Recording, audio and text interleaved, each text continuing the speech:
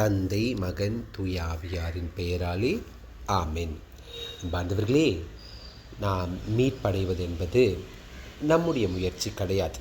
நம்ம எல்லாருமே அந்த விண்ணக இல்லத்தில் போய் குடிக்கொள்ளணும் அப்படின்னு நம்ம ஏங்குகிறோம். எவ்வளோ அருமையானது உன்னுடைய இல்லம் அப்படின்னு ஏங்குகிறோம் இன்றைக்கி பதிலுரை பாடலில். ஆனால் அங்கே அடைய போகிறது நம்ம எஃபர்ட்டே கிடையாது. நாம் சொந்த முயற்சியில் விண்ணகத்தை அடைய போவது கிடையாது. ஏன்னா சாத்தான் நமக்கு எதிராக போராடி கொண்டே இருக்கின்றான். கடவுள் நல்ல விதையை தான் விதைச்சார். ஆனால் சாத்தான் தீமையை விதிச்சுட்டு அதன் வழியாக நம்மை போராட்டத்தில் தள்ளிக்கிட்டே இருக்கிறான். இது நம்ம விட கடவுளுக்கு தான் நல்லா தெரியும். அதனால் அவருடைய இரக்கம் என்றுமே மாறாது.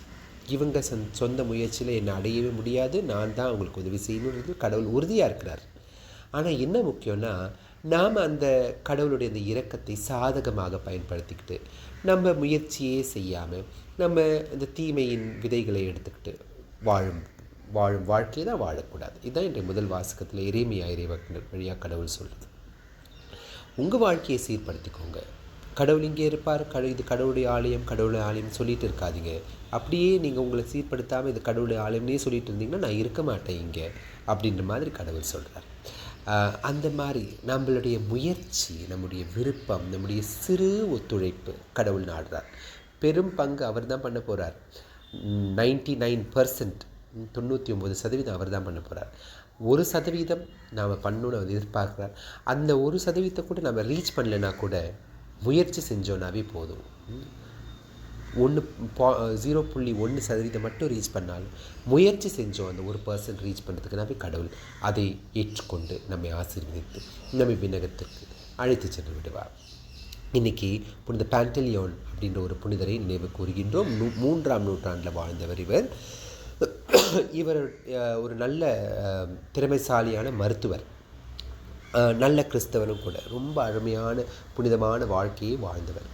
இவர் ஒரு மருத்துவ திறமையை பார்த்து அரசர் தன்னுடைய சொந்த தனிப்பட்ட பர்சனல் டாக்டராக இருக்கணும்னு அரசவைக்கு கூப்பிட்டுக்கிட்டார், கோர்ட்டுக்கு. ஸோ இந்த கோர்ட்டில் அந்த அரசவையில் வாழ்கிற வாழ்க்கை அங்கே போன உடனே உலக மோகம் அதெல்லாம் இவருக்கு பட்டுச்சு. ஸோ இவரும் கூட அந்த உலக மோகத்தில் விழுந்து இவ்வளோ உன்னதமான நல்ல மனிதனாக இருந்த இவர் தீய வழிகளில் கோர்ட்டில் இருக்கிற எல்லாரும் மாதிரி குடி கும்மாளம் அந்த மாதிரி போயிட்டார். அதுக்கப்புறம் அவர் மனம் இருந்து நான் இங்கே இப்படி இருந்தேன் இப்படி ஆயிட்டேன்னு சொல்லி முயற்சி செய்து கடவுளுடைய உதவி கொண்டு திருப்பி இந்த வாழ்க்கையை சீர்படுத்திக்கிட்டார். அது மட்டும் இல்லாமல் மறைசாட்சியாக கூட இறந்தார். 303ஆம் வருடம் டயோக்ளிஷியன் என்ற பேரரசனுடைய சித்திரவதையின் போது இவர் மறைசாட்சியாக இறக்கவும் நேர்ந்தது. அந்த விதத்தில் நம்முடைய வாழ்க்கையை சீர்படுத்தி கொள்ள கடவுளுடைய இரக்கத்தை சாதகமாக எடுத்துக்கொள்ளாமல் இருக்க இந்த நாள் நமக்கு அழைப்பு விடுக்கின்றது. இந்த அழைப்பை ஏற்றுக்கொண்டு நம் வாழ்க்கையை கடவுளுக்கு உகந்த வாழ்க்கையாக மாற்றிக்கொள்வோம். அன்பு தந்தை இறைவா, இரக்கத்தின் வழியாகத்தான் நாங்கள் மீட்படைய போகின்றோம்.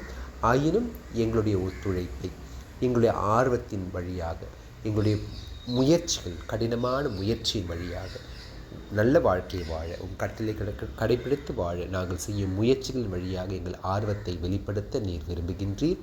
நாங்கள் கட்டளைகளை கடைபிடிப்பதில் சாத்தான் எங்களுக்கு எதிராக போராடி கொண்டிருந்தாலும் நாங்கள் அவனுக்கு எதிராக அருளை கொண்டு போராடும் மக்களாக, உம்முடைய இரக்கத்தை சாதகமாக பயன்படுத்தி கொண்டு போராட்டத்திலிருந்து விட்டு விலகும் மக்களாக இல்லாமல் சாத்தானுக்கு எதிராக போராட மக்களாக நாங்கள் இருக்க எங்களுக்கு அருள் புரியுமாறு எங்கள் ஆண்டவர் இயேசு கிறிஸ்து வழியாக உம்மிடம் மன்றாடுகின்றோம் தந்தையே. ஆமேன்.